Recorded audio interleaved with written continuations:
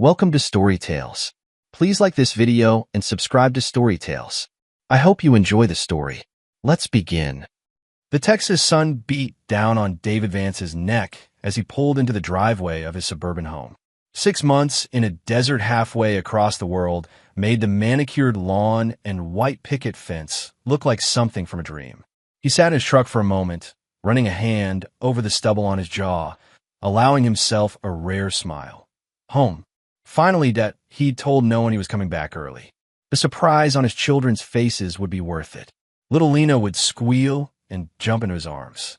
Aiden would try to act cool before breaking into that gap-toothed grin. And Ashley, God, he'd missed his wife. 6 months of video calls couldn't replace the feel of her in his arms. David grabbed his duffel bag from the passenger seat and approached the house quietly. The neighborhood was peaceful in the afternoon heat, kids at school, most adults at work. Their house sat at the end of a cul-de-sac, providing privacy that David had always appreciated. The front door was unlocked. Odd. Ashley was usually careful about security, especially with the kid around. David stepped inside, the familiar smell of home washing over him. He set his bag down gently by the door. "Hello," he called out. No answer. His training kicked in automatically, eyes scanning, ears alert. Something felt wrong. The house was too quiet for a weekday afternoon when Ashley should be working from home.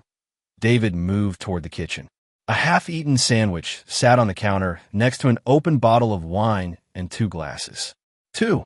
His stomach tightened that a noise from upstairs caught his attention. A laugh. Then a man's voice. The temperature in the room seemed to drop 20 degrees. David stood completely still, processing what he was hearing. Years of military training had prepared him for ambushes, firefights, and torture.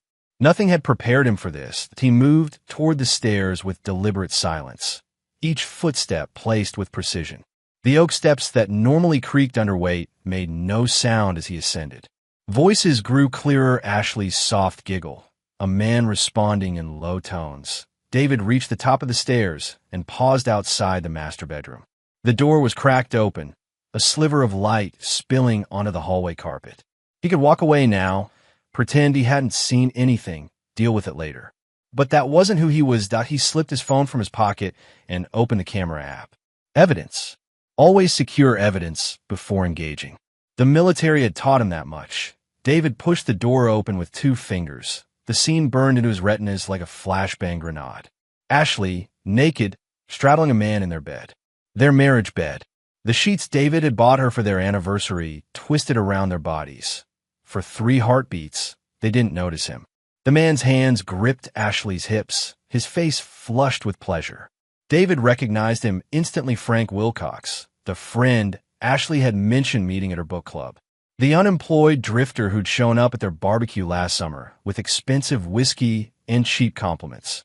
Ashley turned her head first, her eyes widening when she saw David standing in the doorway. But she didn't scream, didn't jump away. Instead, a strange smile crossed her face. "Well," she said, climbing off Frank with deliberate slowness. "Guess you found out the hard way." David's finger pressed the record button on his phone. His hand remained steady despite the earthquake happening inside his chest. Frank sat up, pulling the sheet over his waist with mock modesty. His thinning hair was mussed, his face wearing a smirk that made David's trigger finger itch. "Relax, soldier boy," Frank drawled. "She's been mine for months." David's jaw clenched so tight he could hear his teeth grinding. The room seemed to pulse with each beat of his heart. He could visualize, with perfect clarity, how many steps it would take to reach Frank. How many pounds of pressure needed to crush his windpipe. "Get out." The words came out measured, controlled, the voice he used when defusing volatile situations in combat zones. Ashley laughed as she reached for a silk robe hanging on the bedpost. "No, I don't think so." She slipped the robe on without bothering to close it. "Here's how this is going to work." She approached David with the confidence of someone who held all the cards. "You'll pay for the house, the kids, my vacations with Frank." She gestured to the man still lounging in their bed. "If you try to divorce me, I'll take everything. I'll make sure you never see your kids again." David's eyes never left hers, searching for the woman he'd married, finding a stranger instead. You'll fund our life, Ashley continued, or I'll ruin yours. The courts always side with the mother, and your deployments won't look good to a judge. I've kept records, David. Every time you missed a school play, every birthday call that dropped. I've built a case. The betrayal cut deeper than any knife. It wasn't just the affair, it was the calculation, the cold, methodical planning. How long had she been preparing this? While he was dodging bullets and pulling wounded comrades to safety, she'd been plotting to destroy him. David took a breath. Let out. Another skill learned in special forces: control your breathing, control your mind. Sure, he said simply. The single word hung in the air. Ashley blinked, surprised by his quick capitulation. Frank looked disappointed, like he'd been hoping for a fight. Neither of them knew that beneath David's calm exterior, gears were already turning. Mental calculations, risk assessments, target acquisition. The mission had just changed. Frank recovered quickly from his disappointment. He leaned back against the headboard, arms folded behind his head, displaying the crude tattoos that snaked up his forearms. You heard her, he chuckled. Now get lost. David remained motionless in the doorway, his phone still recording. His eyes shifted from Ashley to Frank, assessing, calculating. You think I'm weak? The question came out quiet, almost curious. Frank snorted, confidence boosted by David's apparent surrender. You ain't gonna do.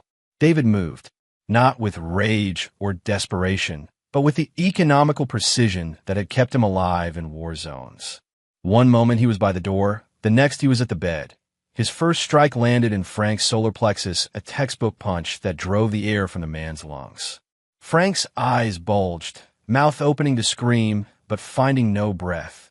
Before he could recover, David's knee connected with his face. The crunch of cartilage breaking was audible over Frank's strangled gasp. Blood sprayed across the white sheets, droplets splattering the headboard. David's right hand shot out, fingers closing around Frank's throat. With one fluid motion, he yanked the man from the bed and slammed him against the dresser. Bottles of cologne and Ashley's jewelry box crashed to the floor. Stop! Ashley screamed, the confidence in her voice replaced by panic. You'll kill him. David didn't look at her. His focus remained on Frank, whose face was turning an interesting shade of purple. He applied just enough pressure to restrict blood flow without crushing the trachea, another skill from his specialized training. You're already dead to me, David said, his voice barely above a whisper. He released his grip, letting Frank slide down the dresser to the floor. The man collapsed in a heap, coughing and retching, blood streaming from his broken nose. You crazy! Frank spluttered, crawling backward until his back hit the wall. David turned to Ashley, who had retreated to the far corner of the room. For the first time, fear showed clearly in her eyes. She had miscalculated, betting that his discipline would prevent violence. She hadn't understood that the same discipline that held him back could be channeled with devastating effect. Enjoy your time with him, David said, nodding toward Frank's pathetic form. It's all you'll have left soon. Ashley's mouth opened, then closed. The reality of who she was dealing with finally sinking in. This wasn't the compliant husband she could manipulate. This was a Green Beret who had survived situations she couldn't imagine. David walked to the doorway, paused, and turned back to look at them both. I'm picking up the kids from school. They'll stay with my sister tonight. His tone left no room for argument. Why come back tomorrow? You better be gone. He didn't wait for a response. As he descended the stairs, he heard Ashley hurrying to the bathroom, the sound of water running, presumably to help Frank clean up. In the kitchen. David stopped the recording on his phone and uploaded the video to a secure cloud storage. Evidence secured. First objective complete. That he walked outside to his truck, got in, and closed the door. Only then, in the privacy of the vehicle, did he allow himself a moment of vulnerability. His hands gripped the steering wheel until his knuckles turned white. One deep breath. 2. A technique he'd learned from managing adrenaline after combat. David started the engine. His mind had already shifted from the shock of discovery to the clinical precision of planning. Ashley and Frank had declared war. They just didn't know who they were fighting yet. The next week unfolded with careful choreography. David returned to the house with Lena and Aiden the following day, as promised. Frank was gone, but his presence lingered in Ashley's smug confidence and the unfamiliar cologne that clung to the sheets. David played his role perfectly: the defeated husband, the shell-shocked soldier. He moved into the guest bedroom without complaint. He transferred money into their joint account when Ashley mentioned bills. He nodded silently when she outlined her new rules for their arrangement. Frank will be coming over on weekends, she informed him over breakfast 3 days after his return. The children were upstairs getting ready for school. You'll need to make yourself scarce.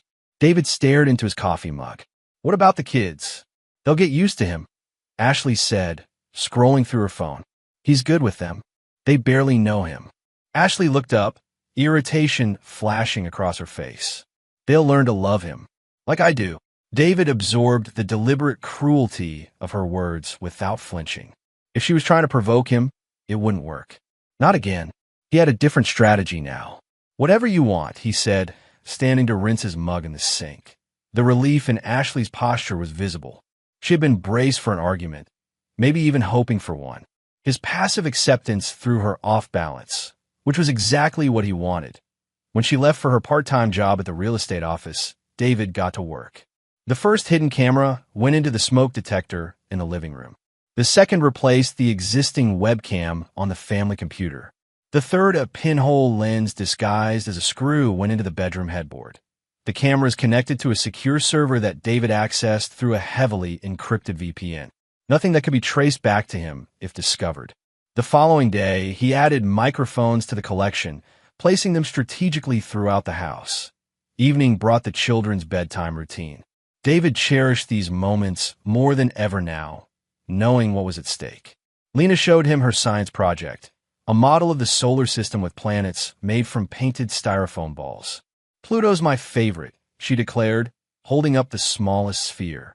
Mine too, David said, giving her a hug that lasted a few seconds longer than usual. Always rooting for the underdog. Aiden wanted to show him a new video game, his small hands excitedly working the controller. You could be the soldier, Dad, because that's what you are.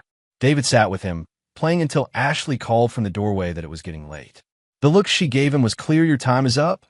After tucking them in, David retreated to the guest room with his laptop. The surveillance system was operational. Time for Phase 2. The next morning, he called an old friend from his unit. Ruben? It's David Vance. Need to meet up. It's important. Ruben Castor had transitioned from military intelligence to private cybersecurity after their last deployment together. They met at a diner 20 miles from David's house, well away from Ashley's social circle. You look like hell, Ruben said by way of greeting, sliding into the booth opposite David. Feel worse, David replied, pushing a coffee across the table. He gave Ruben the short version: coming home early, the affair, Ashley's threats. Ruben let out a low whistle. Damn, brother. I'm sorry. Don't be sorry. Be helpful. David pulled out a flash drive and slid it across the table. I need everything you can find on Frank Wilcox. Known associates, financial records, criminal history. Everything. Ruben pocketed the drive. What are you planning, Vance? Justice. David's expression remained neutral. Nothing illegal. Nothing that traces back to you. Just information. Ruben studied him for a long moment. They'd served together for 6 years, trusted each other with their lives. Finally, he nodded. Give me 3 days. While Ruben worked his magic, David continued his performance at home. He endured Friday night dinner with Frank at his table, smiling woodenly as the man poured wine for Ashley and ruffled Aiden's hair. He pretended not to notice when they slipped upstairs afterward, closing the bedroom door with a decisive click. The cameras caught everything. Ashley whispering plans to Frank. Frank bragging about how easily they'd broken David's spirit. Ashley transferring money from their joint savings to an account in her name. By the time Ruben called with his findings, David had compiled enough evidence for 3 divorces. They met again at the same diner. Ruben brought a thick folder and a grim expression. Your wife picked a real winner, he said, sliding the folder across the table. Frank Wilcox, age 40. 2 prior arrests for domestic violence. Charges dropped when the girlfriends wouldn't testify. 3 fraud convictions, served 18 months. Multiple outstanding warrants in Louisiana for unpaid child support. David flipped through the documents. Police reports, court transcripts, financial records showing Frank's pattern of latching onto vulnerable women with resources. He's done this before, David said. Reuben nodded. Classic predator. Finds women in relationship rough patches, sweeps in with a charm, isolates them from support networks, then bleeds them dry. The final pages detailed Frank's recent activities, credit card applications in David's name, mail fraud using their home address, even attempts to access David's military benefits. They're stealing your identity, man, Reuben said, tapping the paper. That's federal crime territory. David closed the folder. Thank you. What's next? Reuben asked that David's phone buzzed with a text from Ashley. Need extra money for kid's school trip. Transfer $500 today. He showed the message to Reuben, then typed a quick reply. We'll do this afternoon. Looking back at his friend, David allowed himself the smallest smile. Now, we give them exactly what they want. Let them think they've won. And then we take everything. The illusion of defeat was complete. Ashley and Frank believed they had broken him. They threw parties in his house while he worked late. Frank walked around in David's clothes, drank David's whiskey, slept in David's bed. They were careless, confident, leaving digital and paper trails of their deception everywhere.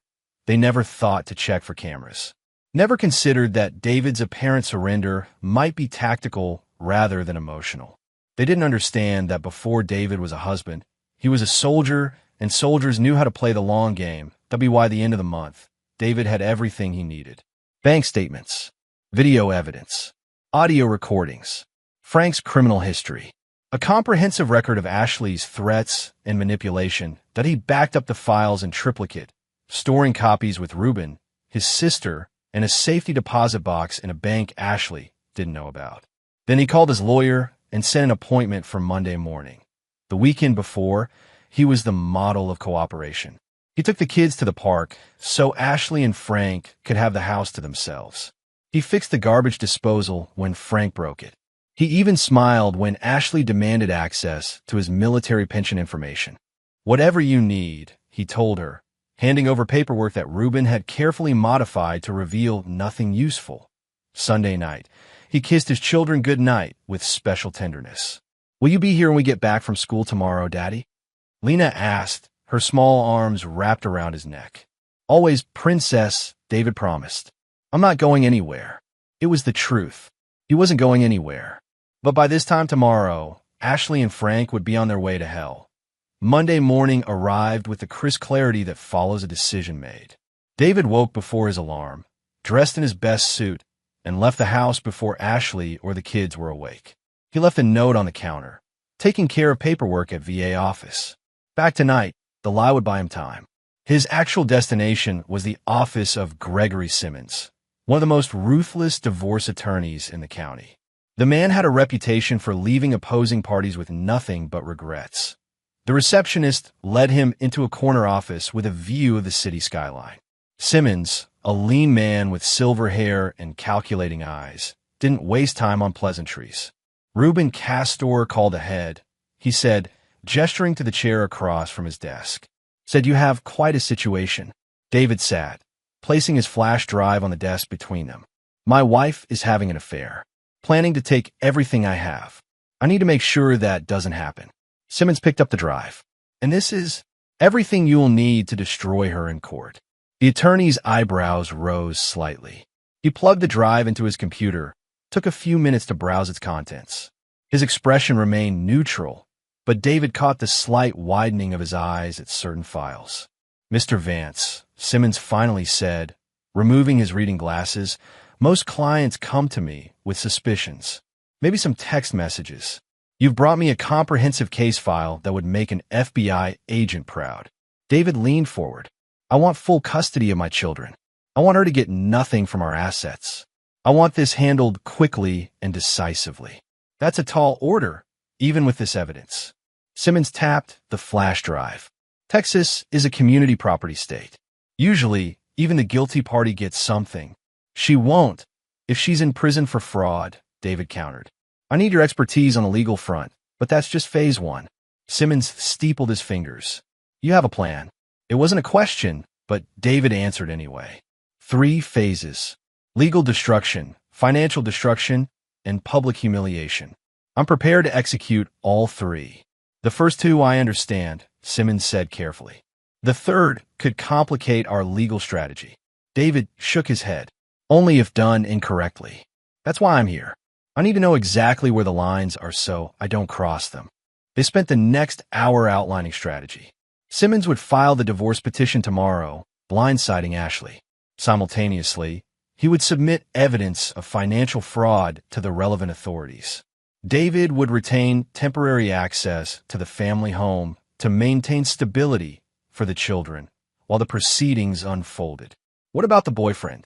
Simmons asked as David stood to leave. Frank Wilcox has his own problems coming, David replied. Focus on Ashley.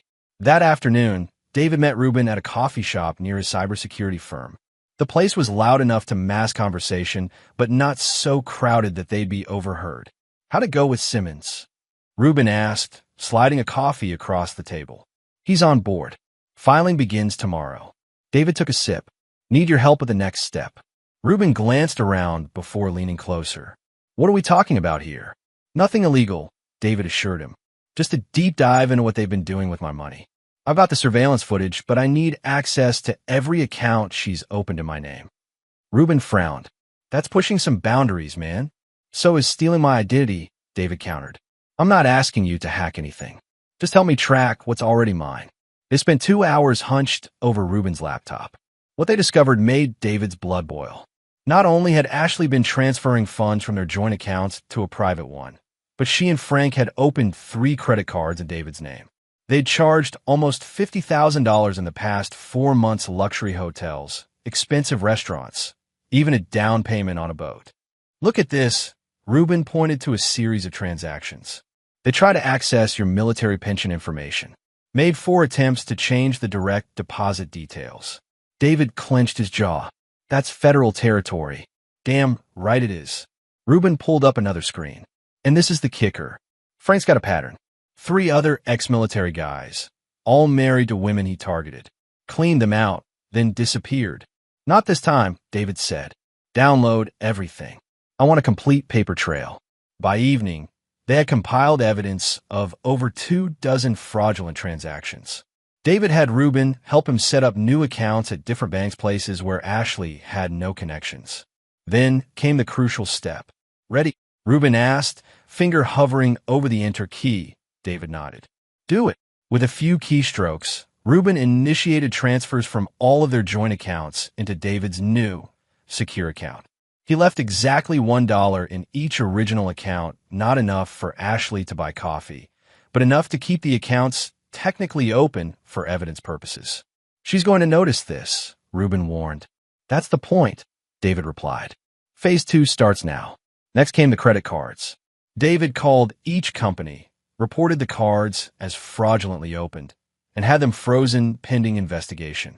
He provided the evidence Ruben had collected, ensuring the fraud alerts would stick. What about her personal accounts? Ruben asked. Leave those for now, David said. The joint accounts and credit freeze will be enough to trigger the confrontation. I need her angry, not desperate yet. They parted ways, Ruben heading back to his office to secure their digital trail, David driving home with a strange sense of calm. The first pieces were in motion. The next move would be Ashley's. He arrived home to find her waiting in the kitchen, arms crossed, face tight with suspicion. Where were you all day? She demanded. VA office, David replied easily. Then meeting with some guys from my old unit. What? You didn't answer my texts. David pulled his phone from his pocket, made a show of checking it. Battery died. Sorry about that. Did you need something? Ashley studied him, searching for signs of deception. Finding none, she relaxed slightly. I need the credit card.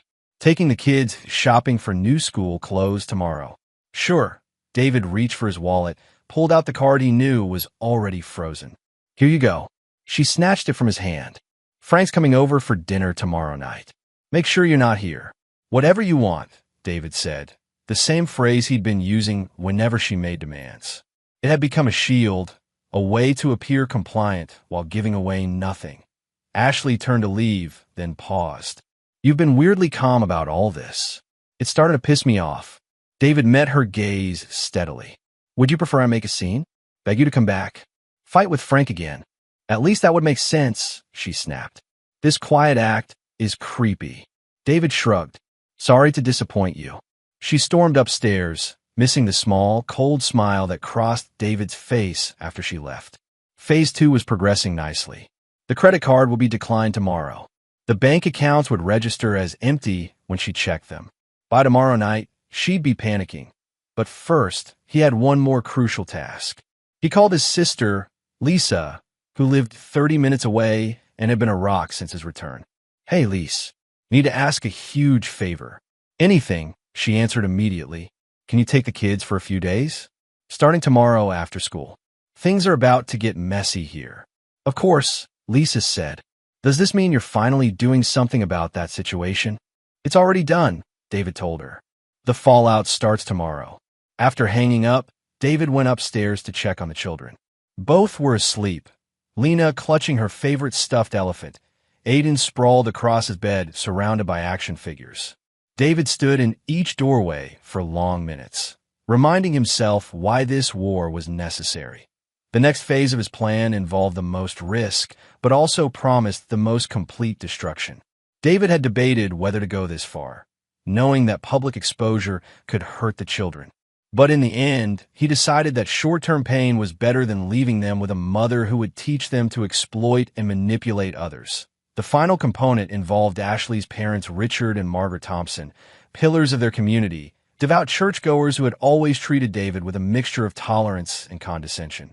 They believed their daughter had married beneath her, never missing an opportunity to mention the college education she had sacrificed to become a military wife. David sent them a text. Would like to have you over for dinner this Sunday. Important family matters to discuss. Please don't mention to Ashley want it to be a surprise. Richard's response came quickly. We'll be there. 6 p.m.? Perfect, David replied. Phase 3 was now in motion. All the pieces were on the board. Tomorrow, the game would truly begin. Morning brought the first tremors of the earthquake David had engineered. He woke to the sound of Ashley's voice, sharp with anger, coming from the master bathroom. What do you mean decline? Run it again. David lay still, listening as she argued with someone on the phone. Customer service, most likely, explaining that the card had been reported as fraudulently opened. That's impossible. My husband authorized me to use this card. He's right here, I'll prove it. The bathroom door flew open. Ashley stormed out, phone in hand, face flushed with rage. Tell them, she demanded, thrusting the phone at David. Tell them you approve these cards. David sat up slowly, feigning confusion. What cards? Don't play dumb. The Visa and the Amex. They're saying they're frozen for fraud. David frowned. I don't have an Amex. The color drained from Ashley's face. What? I've never had an American Express card, David said slowly, as if explaining to a child. Just the one Visa through our bank. Ashley ended the call without another word, then immediately opened her banking app. David watched as her expression morphed from anger to shock. The accounts, she whispered. They're empty. Which accounts? David asked, maintaining his innocent facade. All of them. Our checking, savings, investment account. Her voice rose with each word. What did you do? David swung his legs over the side of the bed, stood calmly. I protected my assets. Something you should understand, given your recent activities.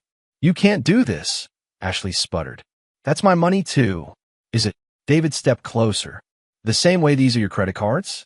The ones I never applied for or authorized. Understanding dawned in Ashley's eyes. You know, I know everything, David confirmed. Every transfer to your private account. Every attempt to access my military benefits. Every fraudulent charge you and Frank made in my name. Ashley's shock quickly hardened into defiance. You can't prove any of that. Already have. David walked past her to the closet, began selecting clothes for the day. The evidence has been provided to the relevant authorities. They should be in touch soon. You're bluffing, Ashley said, but uncertainty had crept in her voice. David turned to look at her directly. When have you ever known me to bluff, Ashley? Before she could respond, the doorbell rang. They both froze, listening. Through the open bedroom door came the unmistakable sound of multiple footsteps entering the house. Ashley Vance. A deep voice called from downstairs. "This is Detective Ramirez, Dallas Police Department. We need to speak with you." The blood drained from Ashley's face. David gestured toward the stairs. "After you." They descended to find 3 police officers in the living room. Behind them stood Frank, handcuffed, a uniformed officer on either side of him. His face was a mask of fury, eyes locked on Ashley. "You stupid bitch," he snarled. "You said he'd never find out." "Sir, that's enough," one of the officers warned, tightening his grip on Frank's arm. Detective Ramirez, a compact man with shrewd eyes, addressed Ashley. "Mrs. Vance, we have some questions regarding potentially fraudulent financial activities linked to this address." Ashley shot a panicked look at David, who kept his expression neutral. "I don't know what you're talking about," she said. Ramirez pulled out a tablet, scrolled through some documents. "We have evidence of multiple credit accounts opened under your husband's name, without his knowledge or consent. The signature authorizing these accounts matches your handwriting, not his." "That's ridiculous," Ashley protested. David approved everything. "Tell them, David." All eyes turned to him. David looked at his wife, saw the desperation in her eyes, the silent plea for him to maintain their facade. "Detective," he said calmly, "I never authorized any new credit accounts. I've been deployed for much of the past year. When I discovered the fraud last week, I reported it immediately." Ashley's face contorted with rage. "You lying bastard." "Mrs. Vance," Ramirez continued, unfazed by her outburst, "we also have evidence linking you and Mr. Wilcox to similar fraud cases in 3 other states. At this time, you're not under arrest, but we need you to come to the station to answer some questions." Frank, apparently realizing the depth of trouble he was in, suddenly jerked away from the officers holding him. "I'm not going back to prison." He drove an elbow into one officer's stomach, breaking free momentarily that he lunged toward the front door, but David was faster. Years of combat training kicked in automatically. He stepped into Frank's path, delivered a precise strike to the man's ribcage. The sound of cartilage cracking was audible in the sudden silence of the room. Frank dropped to his knees, gasping for breath. The officers quickly regained control, forcing him to the floor and securing his restraints. "Nice move," Ramirez commented to David. "Military, Green Beret," David confirmed. The detective nodded with newfound respect, then turned back to Ashley. "Mrs. Vance, please get your purse and identification. You'll need to come with us now." "This is insane," Ashley protested, voice rising. "He's setting me up." "David, tell them the truth." David met her gaze steadily. "I'm telling the truth. For the first time in months, everyone is hearing the truth." As the officers escorted Frank outside, Ashley grabbed David's arm. "You can't do this to me," she hissed. "I'm the mother of your children. And now you'll face the consequences of your actions," David replied quietly. "Just like you promised I would." Ashley's eyes widened as recognition hit her. David was using her own words against her. "You set me up," she whispered. David leaned closer, voice pitched for her ears only. "This is just the beginning." Detective Ramirez cleared his throat. "Mrs. Vance, we need to go now." Ashley sent one last venomous look at David before grabbing her purse and following the detective outside. Through the front window, David watched as they placed Frank in one patrol car, Ashley in another. Only when both vehicles had disappeared down the street did David allow himself to exhale. Phase 2 complete. The trap had closed exactly as planned. He pulled out his phone, called Lisa. "Operation successful. Can you pick up the kids from school? I need to meet with my lawyer." The following weeks unfolded like a military campaign.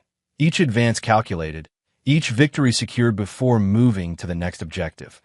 Ashley spent 3 days being questioned by police before being released on bail. The conditions were strict: no contact with Frank, no leaving the county, regular check-ins with a court officer. Frank remained in custody, his prior record and attempted escape ensuring no judge would grant him bail. When Ashley returned to the house, she found the locks changed and her belongings packed in boxes on the porch. David opened the door, but blocked the entrance. "You're not coming back in," he told her flatly to Ashley's face. already strained from her ordeal, crumpled in disbelief. "You can't keep me out of my own home." David held up a document. "Temporary restraining order. Judge signed it this morning. You're prohibited from entering the premises or contacting the children except through court-approved channels." "On what grounds?" she demanded. "Domestic abuse," David replied. "Financial abuse is still abuse, Ashley. The judge agreed that your actions constitute a threat to the children's well-being." "That's absurd. I would never hurt my kids." "You were planning to use them as pawns," David reminded her. "Your exact words were that you'd make sure I never see them again if I didn't fund your lifestyle with Frank." The judge found that particularly illuminating. Ashley's shock gave way to calculation. "Where am I supposed to go?" "Not my problem. I have no money, David." "You froze everything." "Again, not my problem," David said. Ashley grabbed one of the boxes. "This isn't over. I'll fight you in court. You can't just take everything." "Good luck with that," David replied, closing the door firmly. Through the security camera, he watched her standing among the physical remnants of her former life. Phone pressed her ear, likely calling anyone who might take her in. A flicker of satisfaction warmed his chest. She was experiencing just a taste of what was coming. The divorce proceedings began the following week. Gregory Simmons arrived at the courthouse with 3 assistants, each carrying boxes of evidence. Ashley's court-appointed attorney, a harried public defender overwhelmed by his caseload, looked immediately defeated. "Mr. Vance," Judge Harriet Coleman addressed David during the preliminary hearing. "These are serious allegations against your wife. Identity theft, credit fraud, attempted diversion of military benefits. These could result in criminal charges." "I understand, Your Honor," David replied. "My concern is protecting my children and my remaining assets." Ashley sat at the defendant's table, wearing clothes borrowed from someone they didn't quite fit right. The designer outfits were gone, as were the expensive accessories. Her attorney leaned over, whispered something that made her shake her head vigorously. "Your Honor," Ashley's attorney stood. "My client maintains that all financial decisions were made with Mr. Vance's knowledge. These allegations are exaggerated to gain leverage in the divorce." Simmons rose smoothly. "Your Honor, we have video and audio evidence proving otherwise. Mrs. Vance explicitly threatened to keep the children from their father unless he financed her affair with Mr. Wilcox." The judge's eyebrows rose. "I'd like to see this evidence." Over the next hour, Simmons presented a carefully edited compilation of Ashley's threats, her discussions with Frank about emptying the accounts, her attempts to access David's military benefits. With each new piece of evidence, Ashley seemed to shrink in her chair. When the video played of Ashley telling David she would ensure he never saw his children again, audible murmurs spread through the courtroom. Judge Coleman's expression hardened. "Mrs. Vance," she said when the evidence presentation concluded, "do you have any explanation for these statements?" Ashley stood, visibly shaking. "I was angry, Your Honor. I didn't mean those things. The evidence suggests otherwise," Judge Coleman replied. "This court takes threats to interfere with parental rights very seriously." The preliminary hearing ended with a temporary custody order granting David full physical custody of the children. Ashley was permitted supervised visitation twice weekly pending the final hearing. Outside the courtroom, Ashley confronted David. "You recorded me? In our own home." "I protected myself," David corrected. "And our children. You won't get away with this," she hissed. "I'm their mother. You should have thought about that before you decided to use them as leverage," David replied calmly. The weeks that followed brought a series of legal maneuvers. Ashley's attorney filed motions for temporary support, claiming she had no income. Simmons countered with evidence of the funds she had diverted from their joint accounts. When she requested more frequent visitation, he presented testimony from the children's therapist about their anxiety following visits. The children, initially confused and upset by their mother's absence, gradually adjusted to the new normal. David arranged for them to see a therapist specializing in family trauma, making sure they had professional support while maintaining appropriate boundaries regarding the details of the divorce. "When is Mom coming home?" Aiden asked one night at dinner, 3 weeks into the process. David set down his fork, gave his son his full attention. "Mom won't be coming back to this house, buddy. She made some choices that mean she and I can't live together anymore. Because she was kissing that other man? Lena asked with the directness of a 9-year-old. David hesitated, then nodded. That's part of it. But there are other grown-up problems that aren't for you to worry about. Will we still see her? Aiden's lower lip trembled. That will be up to the judge, David said honestly. But no matter what happens with Mom, I promise I'll always be here for you both. That's never going to change. The final custody hearing arrived 6 weeks after the initial filing. By then, the judge had reviewed all the evidence, heard testimony from character witnesses on both sides, and interviewed the children privately. The court-appointed guardian ad litem had recommended full custody be granted to David, with Ashley receiving only supervised visitation. The courtroom was nearly empty on the day of the judge's ruling. David sat at one table with Simmons, Ashley at another with her public defender. Her appearance had deteriorated, dark circles under her eyes, hair pulled back in a severe ponytail, wearing what appeared to be the same clothes from previous hearings. Judge Coleman delivered her decision without preamble.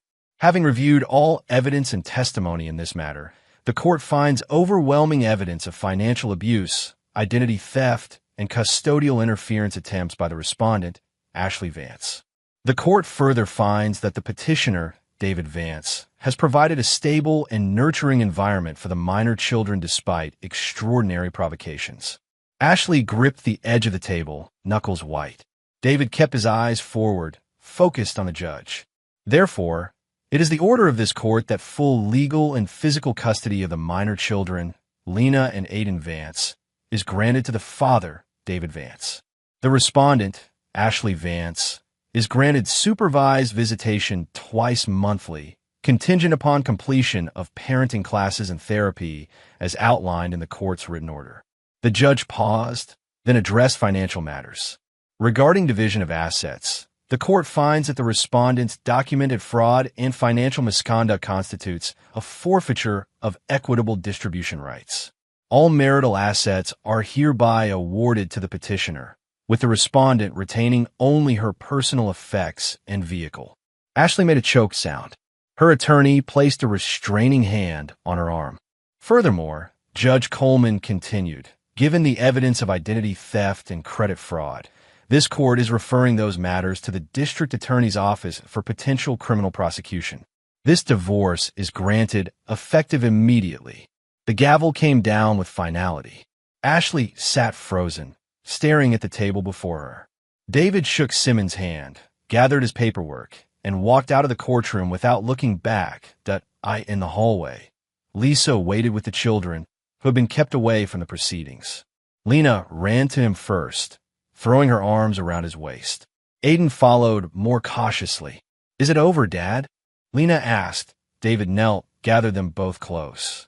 Yes, Princess. The court part is over. We're going home now. As they walked toward the exit, David caught sight of Ashley emerging from the courtroom, alone, her attorney having already moved on to his next case. For a moment, their eyes met across the marble floor. David saw the hatred there, the burning resentment, but also something else, the first flicker of fear about what would come next. He turned away, guiding his children through the doors and into the bright Texas sunshine. Phase 2 was complete. The legal battle was won. But David's plan for justice wasn't finished yet. Phase 3, Ashley's complete social destruction, was about to begin. Ready to go home? Lisa asked as they reached her car. David helped the children into the back seat. Yes, he said, casting one last glance at the courthouse doors. We're done here. The day after the court ruling, David woke early. For the first time in months, he felt a sense of peace. The legal battle was won. Now came the final phase of his plan, ensuring Ashley could never again threaten their stability. He made breakfast for the kids, pancakes shaped like animals that made Aiden giggle. As they ate, he broached the subject that had been on his mind. How would you two feel about moving to a new house? He asked. Lena looked up, syrup on her chin. Leave this house.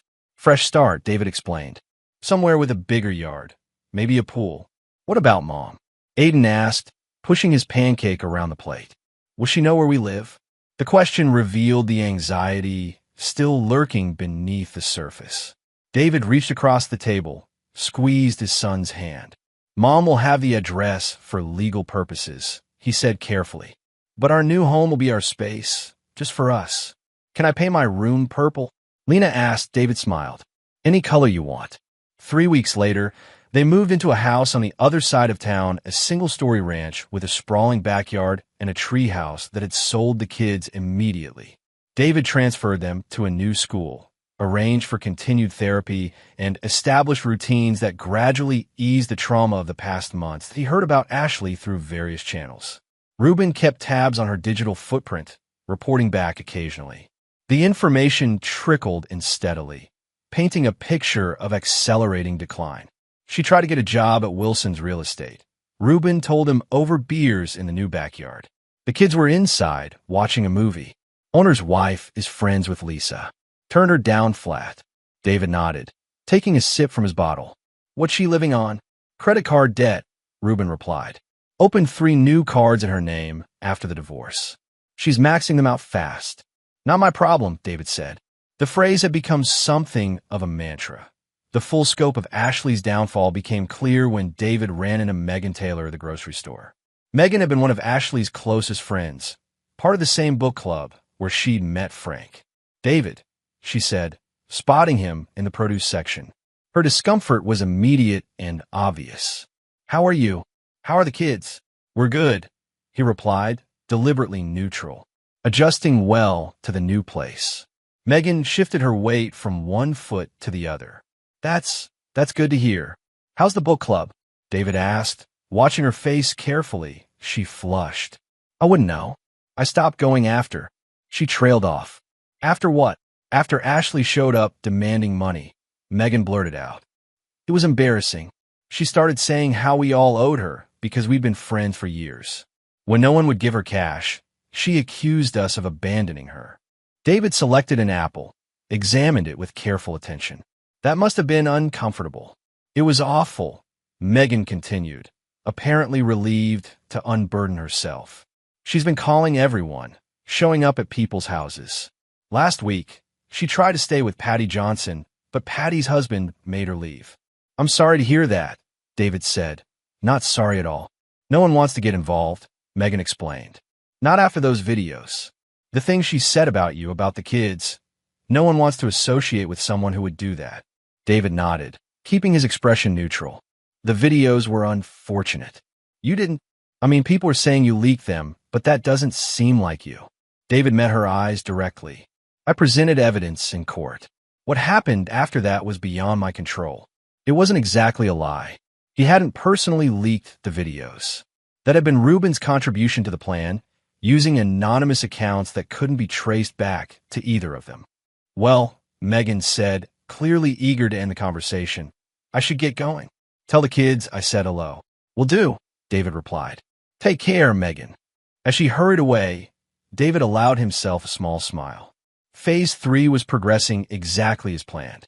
Ashley's social circle had collapsed entirely. No friends meant no support, no connections, no safety net. The next piece of information came from an unexpected source. Richard Thompson, Ashley's father, called David on a Tuesday evening after the kids were in bed. "David," the older man said when David answered.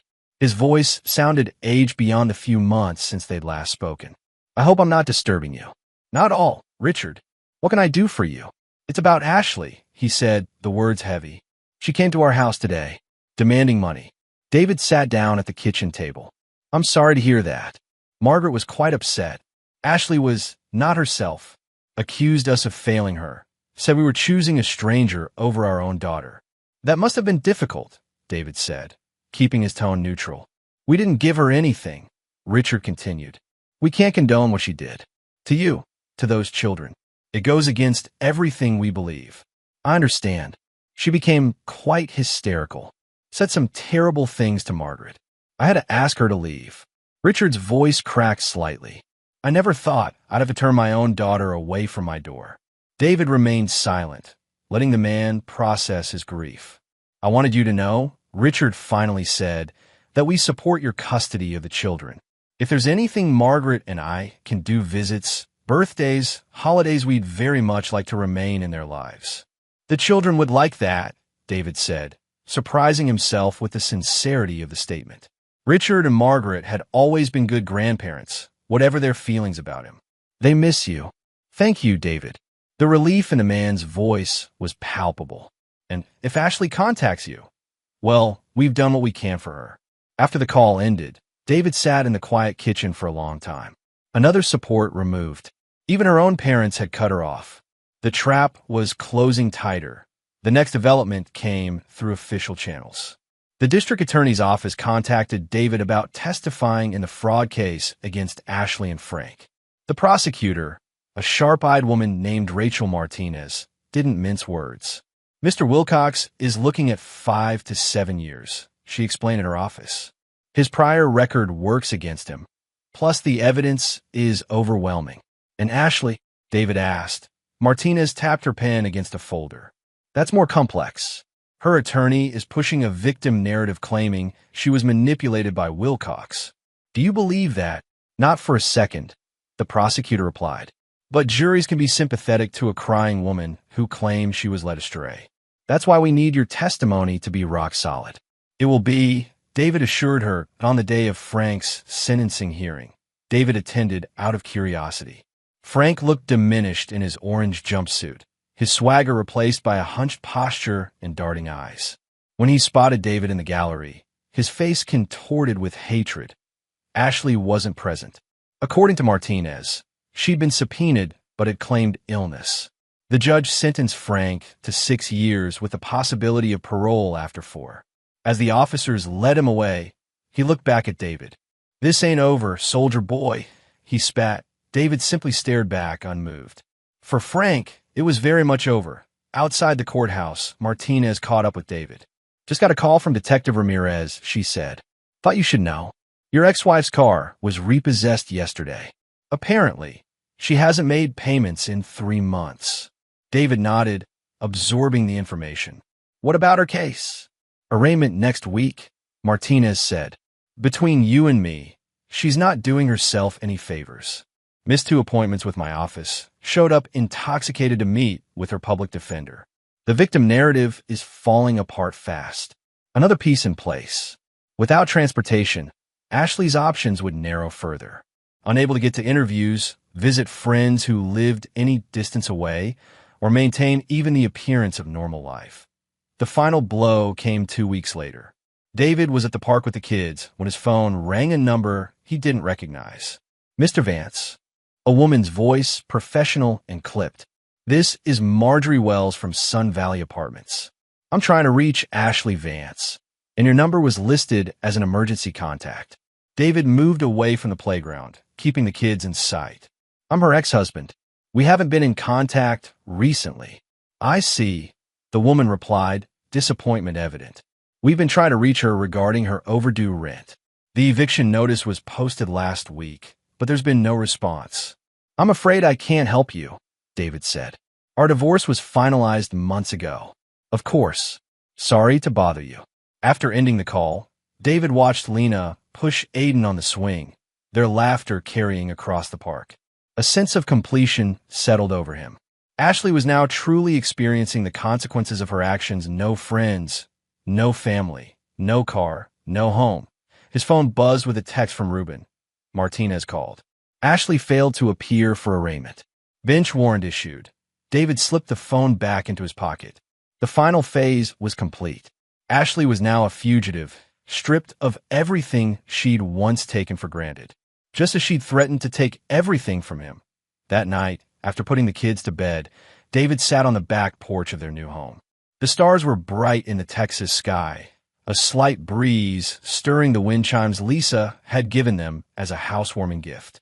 He sipped a beer, reflecting on the journey of the past months. His phone rang again, another unknown number. He almost ignored it, then decided to answer. Hello. Silence, then a shaky breath. David. Ashley's voice.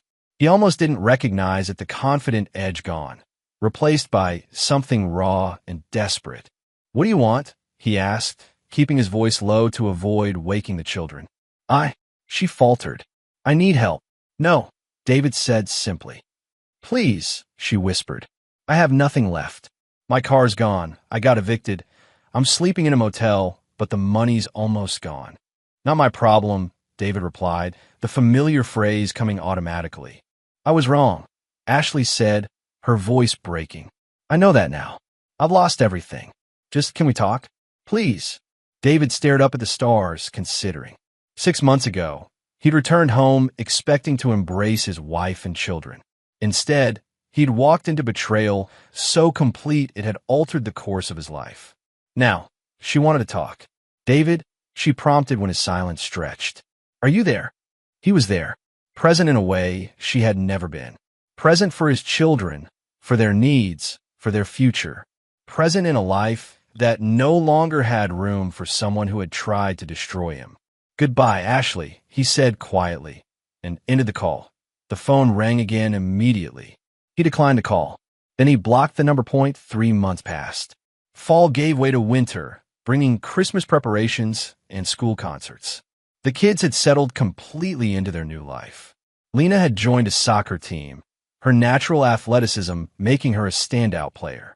Aiden had overcome his initial shyness at the new school and made friends who often came over to play.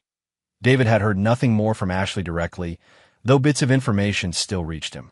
Her criminal case had ended in a plea deal, 8 months in county jail plus probation. The sentence reduced because she had no prior record and had agreed to testify against Frank in a related federal case.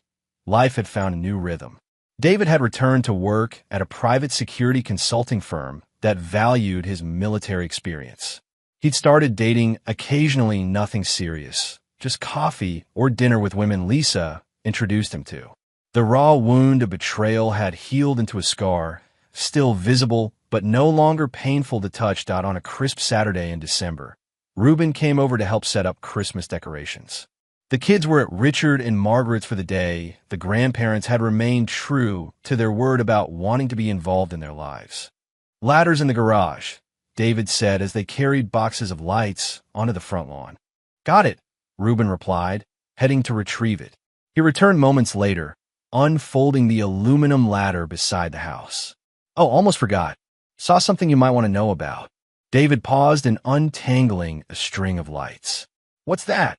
Ashley's out, Reuben said, climbing the first few rungs of the ladder. Got released last week. Good behavior or overcrowding? Not sure which. David handed up the lights. Any idea where she went? Word is she's staying at some women's shelter downtown. Tried to get a job at the mall, but they wouldn't hire her. Reuben secured the first string of lights along the gutter. Apparently, her record comes up on background checks. David nodded, processing the information without emotion. She made her choices. She sure did, Reuben agreed, reaching down for more lights. You know, when you called me after coming home, I thought you were going to do something crazy. Go on some revenge rampage, and up in jail yourself. That would have hurt the kids, David said, and given her exactly what she wanted: control over my life. Instead, you played the long game. Reuben descended the ladder, moved it to the next position. Smart. Military precision. I just let karma do its work, David replied. With a little strategic help. They worked in companionable silence for a while, stringing lights along the roofline. When they finished, they stepped back to the sidewalk to admire their handiwork. Beer, David offered. Thought you'd never ask. Reuben grinned. They settled on the back patio, the December air cool but not uncomfortable. David grilled burgers while Reuben set up a portable fire pit he'd brought as an early Christmas gift. How are the kids doing with all this? Reuben asked, arranging kindling in the pit. They ask about her. David flipped the burgers, considering the question. Less and less. Aiden still has nightmares sometimes. Lena's more angry than sad these days. The therapist says that's normal, part of processing. And you? You processing okay? David shrugged. I focus on what's important. The kids. Work. Building something solid.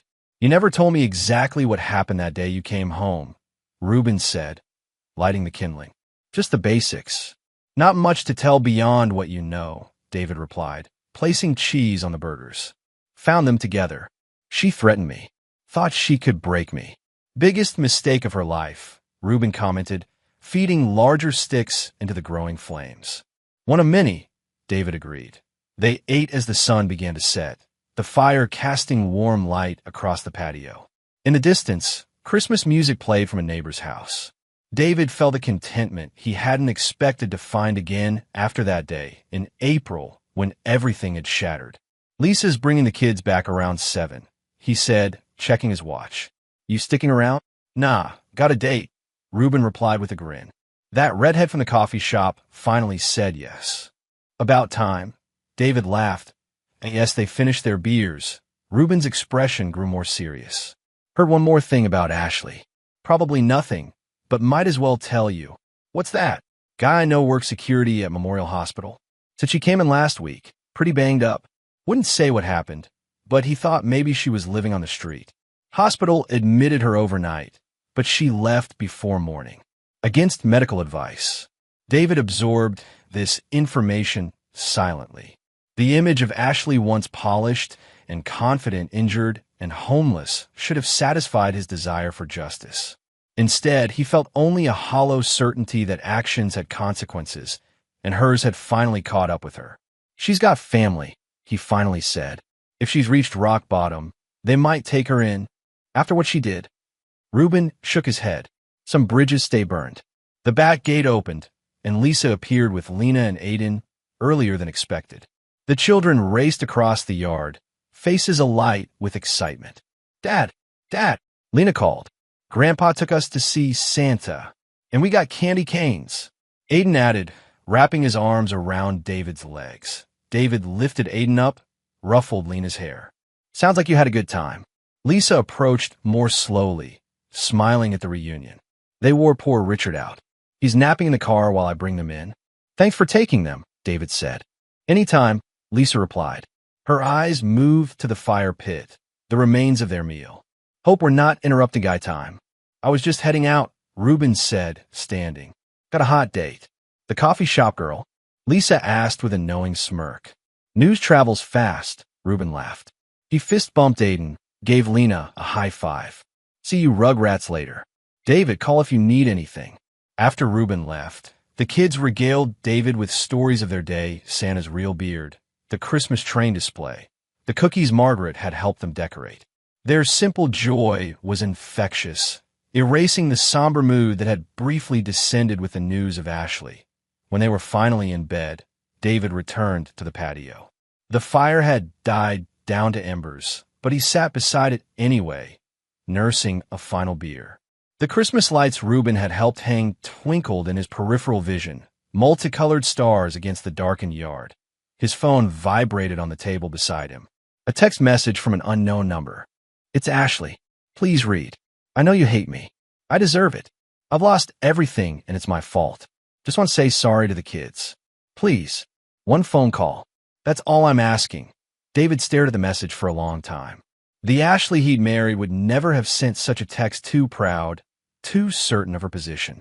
This desperate plea came from someone else entirely.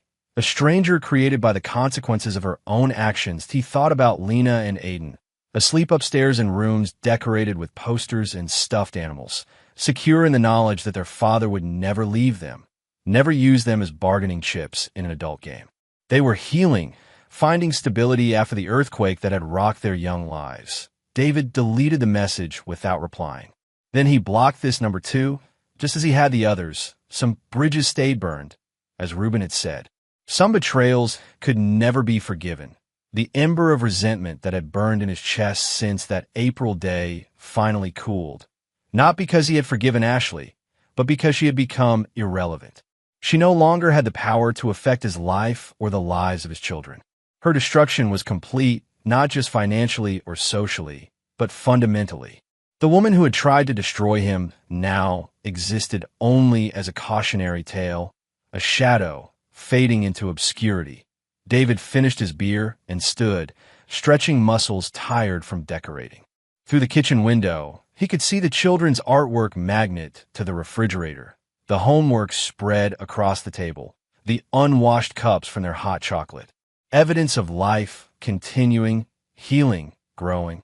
"Damn right, I did," he murmured to himself, echoing words he'd said to Reuben months earlier when the plan was just beginning. He turned off the patio lights and went inside, locking the door behind him. Tomorrow was Sunday. He'd promised the kids pancakes again, maybe a trip to the park if the weather held. Small moments that built a life. Their life. Without her, outside, beyond the warm glow of their home, winter settled across the Texas night. Somewhere in that darkness, Ashley Vance faced the consequences of her choices alone, homeless, forgotten, destroyed by the very man she had underestimated so completely. Karma had come full circle.